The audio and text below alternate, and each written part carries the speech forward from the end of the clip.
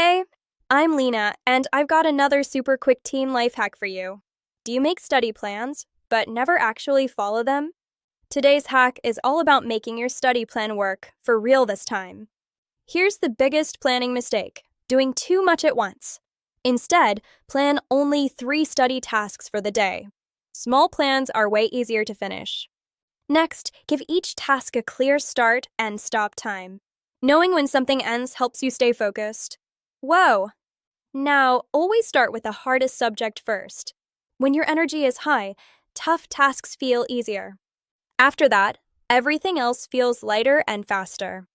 For extra motivation, check off each task when you finish it.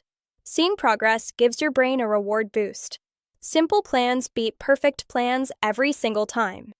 If this hack helped your study plan finally work, hit that like button and check out the next one. The next episode is all about boosting confidence in class and presentations.